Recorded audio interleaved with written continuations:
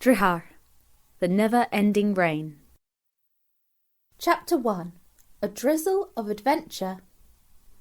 It was common knowledge that Feldnotians and Nausians did not always agree. The people of the city of Nausea held the superstition that Feldnotians were stubborn, slightly illiterate, and inclined to criminal tendencies. The inhabitants of the forest of Feldnor often thought the Nausians a rather snobbish people, with a strong attachment to themselves and their own rules. Neither were completely correct, but those were the sort of assumptions the two very different neighbours came to hold about each other after spending a long time living in close proximity. The one, and perhaps only, undeniable fact that both peoples could agree on was that the rain had been going on for far too long. It fell by the sea and on the forest. It swamped gardens and vegetable patches. It washed out crops, exposed the roots of trees, and had a good go at making its way down chimneys if given half the chance. It rushed in rivers down streets and hammered against windows. Pathways in Feldnor became quagmires, roofs on Feldnotian house trees began to sag on the inside, and anywhere anyone went outside, they were pursued by the constant thud, smack, and splatter of great fat raindrops falling from the branches above. If Feldnor thought things were bad, Nausea had it worse. The swollen sea had been throwing itself against the high, grey cliffs for so long parts had begun to fall off, collapsing like a soggy biscuit into the waves below. None more so than the cliffs beneath the castle belonging to Nausea's ruler, Prince Tepid. At this moment, the grand meeting hall within the castle was full of a very nervous collection of royal officials. Ornate tables, clawfoot chairs with silk cushions, and even the marble floor itself was covered in weather charts, maps, papers, reports, theses and hypotheses. Books, peculiar meteorology models, architectural sketches, manuscripts, historical records, and even the city's weather vane had all been gathered in the hope that one of these might provide a clue to solving the problematic precipitation.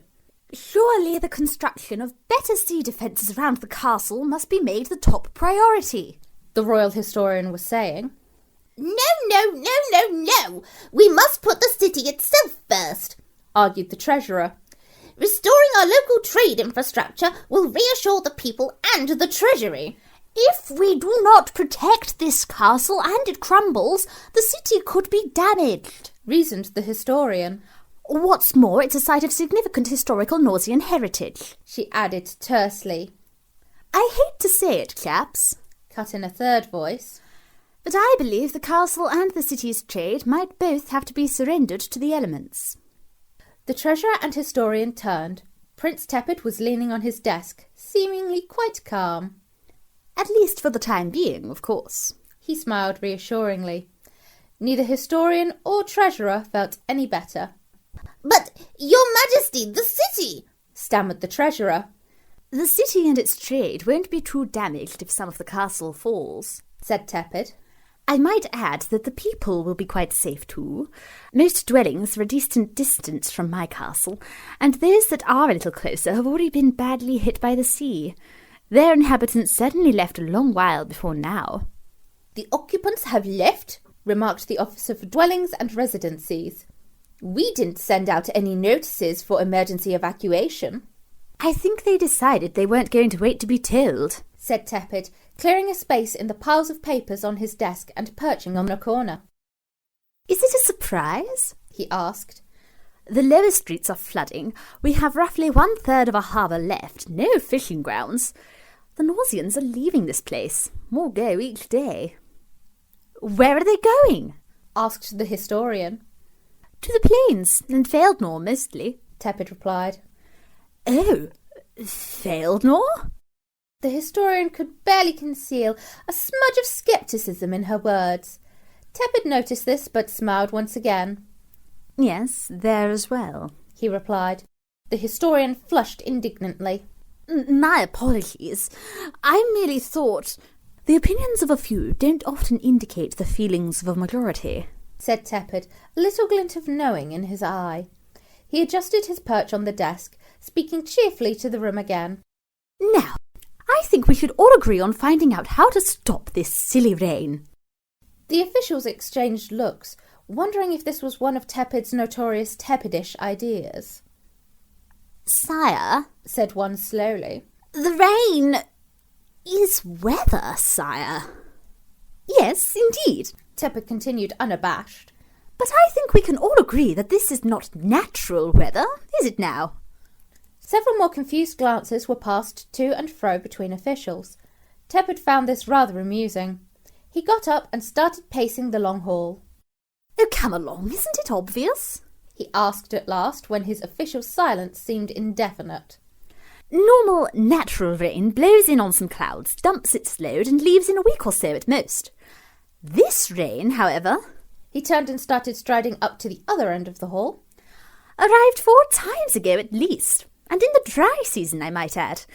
Yes, it occasionally has a rest and stops a little when the wind blows the clouds away, but more and more rain always follows it, always from the same direction, coming from over the horizon seawards, and it's always warm and fuggy and musty. Not the nice cold fresh stuff we're familiar with at all. He stopped and looked expectantly at his audience. Doesn't any of this seem unnatural to you? A thick and thoughtful hush settled on the hall while Tepid bounced on his heels. The minds of his officials were jogging furiously on the spot, attempting to combine Tepid's logic with what they thought was rational thinking. Finally, one of them spoke. So what you are suggesting is that this rain is not natural? It doesn't belong to the weather of our world? Exactly. Tepid snapped his fingers happily. But then what does it belong to? Asked the secondary head of policing. Tepid shrugged. Something within our world that isn't the weather, I suppose. Some occurrence out there beyond the horizon must be happening which is causing all this wetness over here. Occurrence? The secondary head of policing looked suddenly suspicious. Sire, you surely aren't proposing that this unknown is something we should investigate? A ripple of reluctant mutters spread through the hall. An unknown in an unknown part of our world, far away from here, probably full of all sorts of unknown things, whispered the Chief Minister for the Prevention of Filibusteration and Kiboshery. Tepid cocked his head on one side, and his coiffured ginger hair flopped with it. Well, certainly not you lot, he said. No offence, my dear people, but none of you have the smallest dribble of experience in the wider world. All the officials nodded sagely, with added murmurs of, Fair point, and Can't possibly argue with His Highness. No, not any of you, mused Tepid as he resumed striding back and forth. And although I personally would very much love to hop onto a ship and sail away into what I am sure would be a very interesting adventure, I have that significant meeting to attend very soon. The historian bit her lip. Oh, yes, that meeting, she said nervously. Said Tepid. His expression changed for a fleeting moment, and his face became filled with a strange mixture of emotions. They do seem to time things awkwardly. Still, he sat up brightly. The moment had passed. I must do what I must. Then who will go and investigate this unknown that's making all the rain, sire? Asked the Chief of Ministers and Councillors, bent over a table with quill in hand, poised to produce any number of royal summons if it meant they did not have to deal with the mysterious unknown directly. Tepid swung round on his heel, setting his indigo coat-tails swishing. Oh, there are some out there who have experience with the strange and fantastic world in which we live. I think it should be up to you two. He looked meaningfully at 2 figures in a corner of the hall who had so far not spoken a word. To persuade them. I'm sure you won't want to mess this up. He smiled benignly. For nausea's sake, of course. Far away, high above the clouds and rain, somebody was sitting by a chilly window. A delicate vase, the size of an index finger, held several flowers. They clinked as a stray draught scurried through the open window, and their glass petals sang like tiny bells. The person by the window listened to their tune. The flower petals' little voices made the vista before them seem even more vast and lonely than it already was. Slowly, their music was overcome by the sounds of approaching footsteps. The person at the window turned. Have they left? Yes, they should reach the meeting point in several days. Very good. Is that all? The second person hesitated. The first did not. Speak your thoughts. There was a pause. Do you think we are ready? Another pause. The response sounded carefully considered. We are as ready as they are willing to be. The second person nodded and turned to leave with a bow. The first was left alone once again. For a moment they glanced at the clouds below, as if searching for somewhere, some particular place beneath them. But all the land remained shrouded in grey. Reaching up, they pulled the window shut. Squelch! Dolweb's foot struck another puddle and sank deep into the mud. Well, this is a fine state of affairs, he grumbled, wrenching at his shoe as the mud sucked it down further. Of all the people we had to fetch! The mud released his foot with a sklurp. It had to be them. Hopefully they will treat us fairly, said his partner Fathom, who was sifting through a lengthy list of heroic names. All except a few at the very bottom had been irritably crossed out. He adjusted the waterproof parasol to avoid it dripping on his handsome blonde hair. I mean, he tried to sound optimistic. Have you or I ever given them a reason not to like us?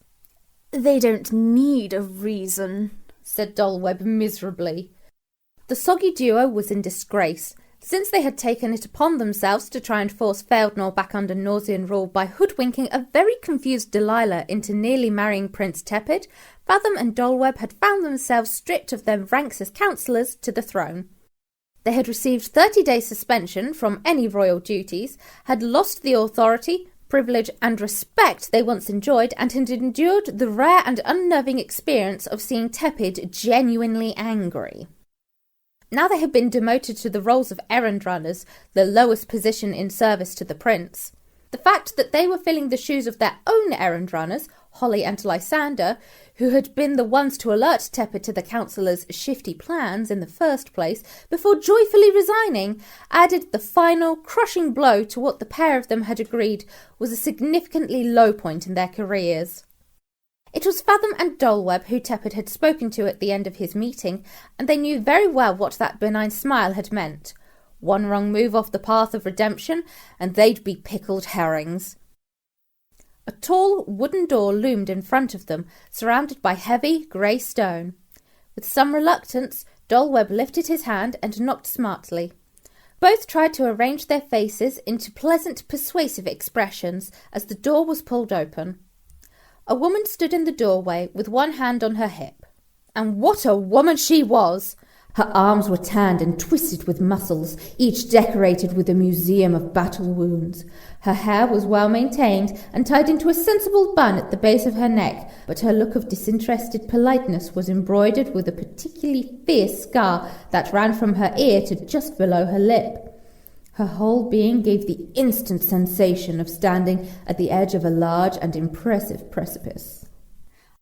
Yes? She asked through a stifled yawn. Dolweb rummaged in his satchel before addressing the woman. We are Nausean Council. Fathom elbowed him. I mean, errand runners.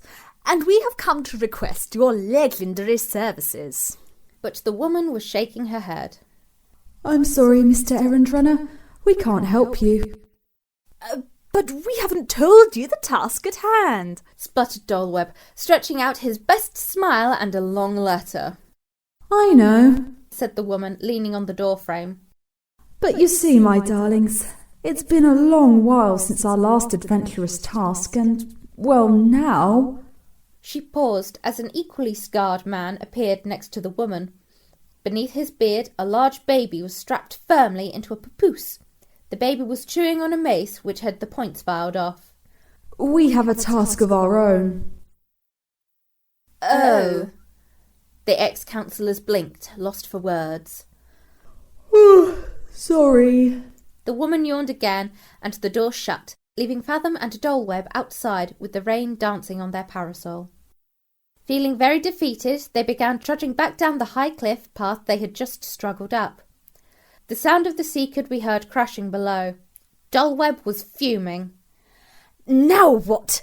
We can't go back to the prince empty-handed. We're in enough trouble as it is. Fathom didn't reply, his nose buried in the list of names. Those two were the best people for the job, Dulweb continued.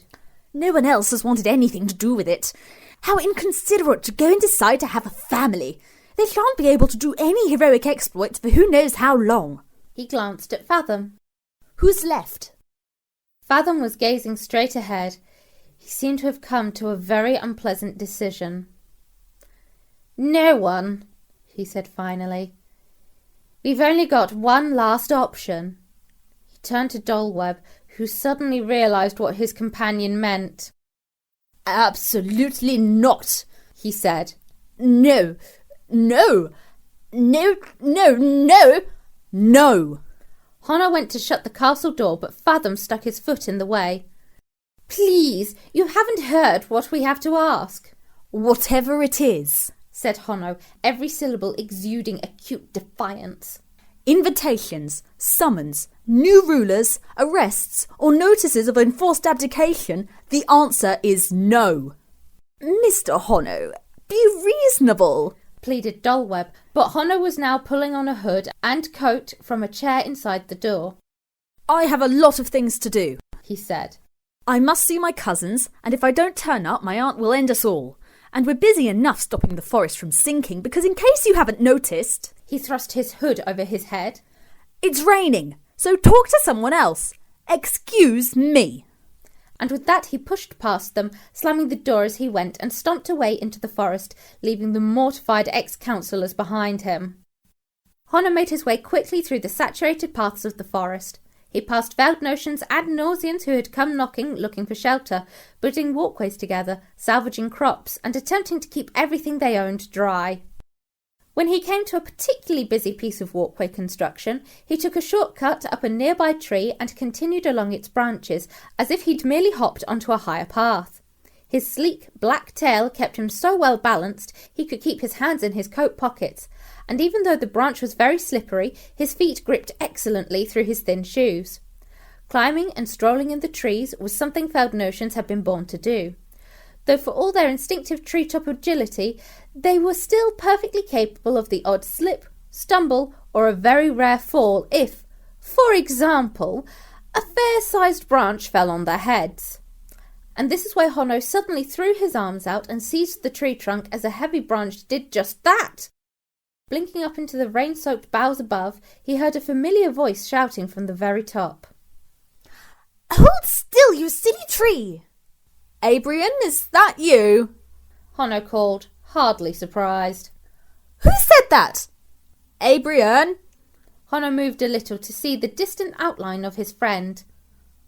What are you doing up there? Abrian was perched in the highest branches, getting completely battered by the winds and soaked to the skin.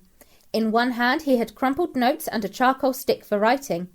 In the other, stretched as far into the sky as possible, was a peculiar homemade measuring instrument. Its little arms whirred so fast they could scarcely be seen as heavy gusts spun them in a blur, and the whole tree swayed threateningly. Nothing much, shouted Abrian casually over the noise. Just taking some measurements. Honno folded his arms. What for? I told you yesterday. Did you? Stop distracting me, he heard Abrian yell. It's wet up here and very wobbly. There was a crack and a second branch fell, missing Honno by a whisker, swiftly followed by Abrian, who caught his legs round a bough just in time, appearing upside down in front of Honno in a cascade of droplets. Enjoying ourselves, are we? Asked Honno. Very much, said Abrian cheerfully. Is there a reason for what you're doing? Yes, and if you paid attention, I did say I told you yesterday. I don't remember. We've been busy. Shouldn't you be helping with something more useful? I have been doing many useful things, said Abrian indignantly. Honno snorted.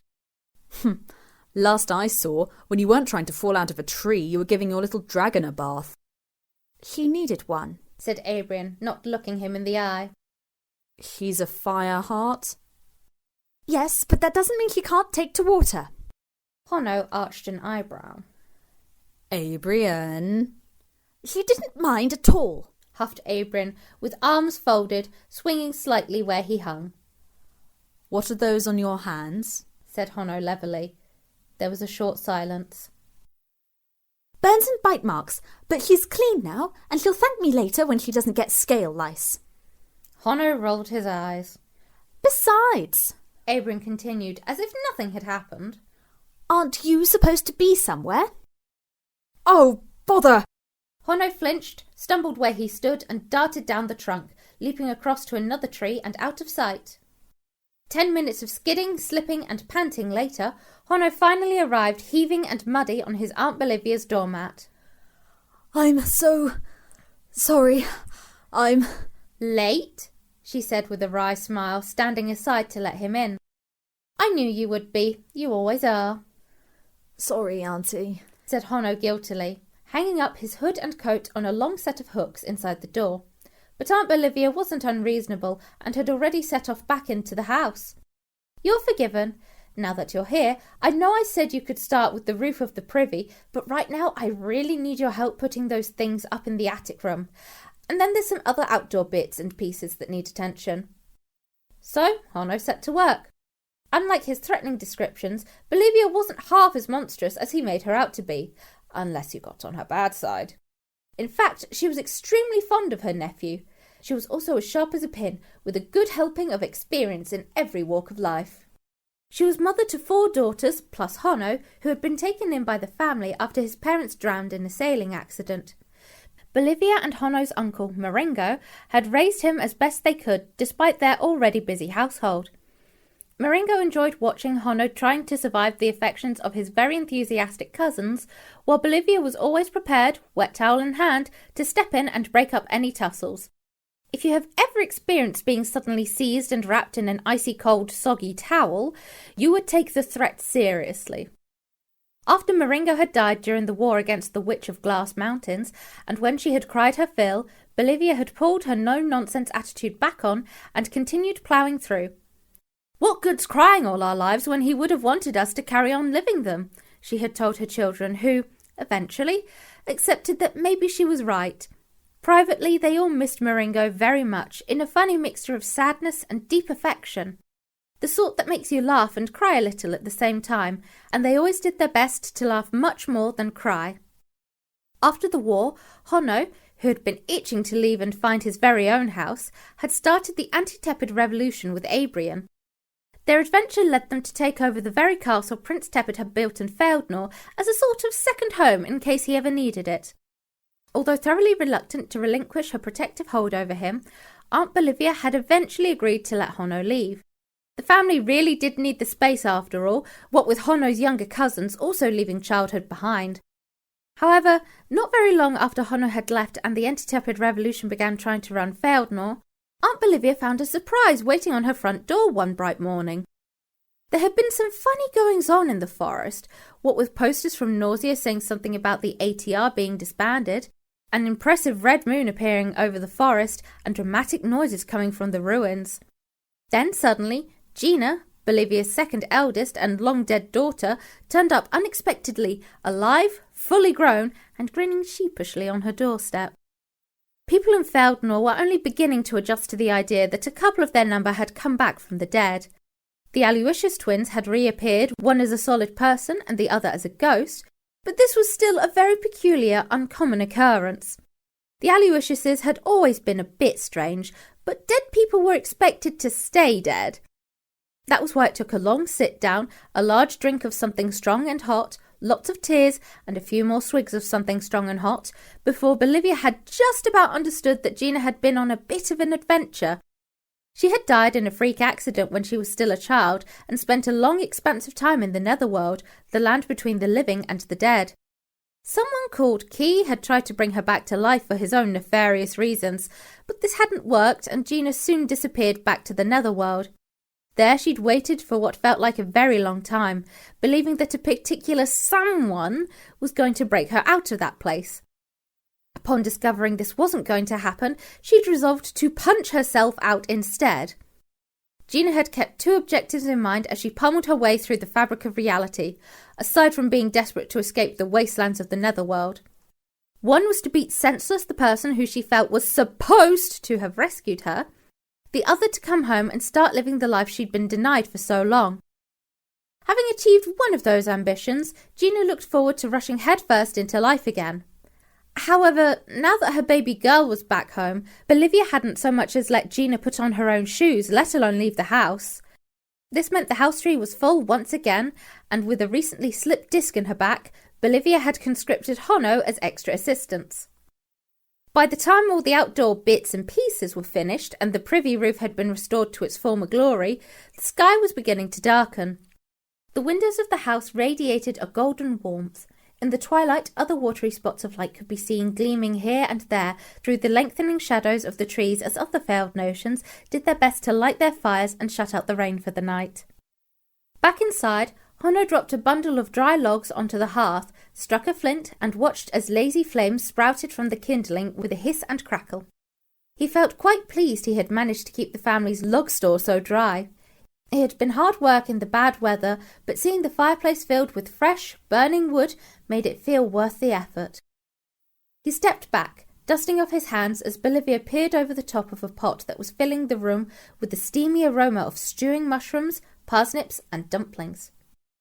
"I don't see why you don't do your flashy, fiery magic thing to light that fire," she observed. That takes energy, said Hono, who really couldn't be bothered. He pulled a chair into position beside the fireplace and put another opposite before drawing up a third for himself, just as his eldest cousin, Betrin, emerged from the passage that led to the pantry and bedrooms where she'd been having a nap. It might have seemed unfair that Hono had to do so much of the work while there were plenty of cousins like Betrin around, but Betrin wasn't in any position to help. She was going to have a baby soon, and her belly was as round as a full moon, and in Hono's opinion, just as big. He wasn't sure how he felt about his cousin, who he had grown up with, becoming a mother, and found it all very unsettling. He had coped very well with all the other quirks that came with living alongside 4 girls, but this was the one hurdle that he had smacked headlong into. Betrin knew this and seized every opportunity to wind him up about it. "Oh, you lit a fire," she said gratefully, lowering herself gently into one of the vacant chairs and resting her feet on the other. "And dinner's smelling great." You look, shapely, said Hono, picking his words carefully. Betrin grinned sideways at him. "It's been kicking today, you know." Hono glanced at the bump, shivered and looked away. Ugh. Aunt Bolivia, who was probably the proudest granny to be in Feldnor, ignored him. "That's always a healthy sign," she said wistfully. "I remember how all of you girls used to wriggle. Nothing comes close to it. Such a special feeling." Hono gagged a little. Betrin cackled. "Grow up, Hono." "I am grown up," he retorted. "You're not as old as me. I'm not as fat as you," muttered Hono. Betrin's eyes narrowed dangerously. "Don't criticise your cousin, Hono," Aunt Bolivia cut in before Betrin could open her mouth. "You will never have to carry Babas and are in no position to make such a comment." "Amar doesn't think it's unpleasant," added Betrin. "He told me yesterday that if he wasn't helping with the walkways, he'd be right here all the time." Hono tutted cynically. "He's going to be a good father, that one," said Bolivia approvingly. "You're both a lovely match. Mind you, Amar can stay with those walkways for the moment. I've got enough of a houseful as it is with the little one on the way and your sister Gina back with us, plus the other 2 still living here." "Where are they all, by the way?" asked Hono. He hadn't seen any of his other 3 cousins all day. "Mogwig's making herself useful with the Mars family," Bolivia replied, and began chopping a large bunch of sage. "And I believe Tessa is still in her room keeping an eye on Gina for me." She lowered her voice to a polite whisper. "Just in case she has another accident." Hono sighed. "You know Gina will try to run off if you keep tabs on her like that. She always used to, even before she died." Hummed Bolivia, as if she hadn't really heard him. "I do wish I could run again." said Bertrand, stretching out her rather swollen feet. There's nothing stopping you, said Honno churlishly. You could always roll instead, he added under his breath. Bertrand growled. How about I sit on you? Now shush, both of you. Aunt Bolivia waved the sage meaningfully at them. Honno, what exactly is it about this Baba that's making you act so silly? Honno felt very disarmed. Both his aunt and cousin waited, amused by his inner struggle. Well, you're Bertrand, he burst out. I've known you since almost forever. You can't be having a baby. It's not natural, he finished, arms folded and face flushed. Bolivia and Bertrand exchanged knowing looks. Honno, said Bertrand calmly, as if she was about to explain something very complex to someone rather slow. When a person and another person have a very strong and powerful bond of love between them, Honno suddenly felt apprehensive about where this was going. The White Queen will know, she blesses them, and a baby will start to grow. So there. Honno frowned, wrinkling his nose. But Gia told me the White Queen was imprisoned in a string of pearls. You've been having a Baba long before, Delilah released her. The White Queen was in a bunch of pearls. Obviously she had some power, pearls or no pearls, said Bolivia coolly, reaching for some balls. But I don't think she's even met Bertrand, howled Honno. The White Queen is a mother herself. Bolivia smiled at him with only a flicker of smugness. Us mothers just know these things. Ugh. Honno knew he couldn't argue any further. It could still just be wind. Luckily, Honno's youngest cousin Mogwig came through the door at that precise moment, distracting Bertrand from the kick she had aimed at her cousin. Honno! Gasped Mogwig, propelling herself across the room and hugging him with a tight squelch. She was sopping wet. Guess what? Guess what? Guess what? What? Asked Honno. I'm back now! She beamed adoringly up at him. No, really, said Honno in mock surprise. He'd always held an affectionate soft spot for Mogwing.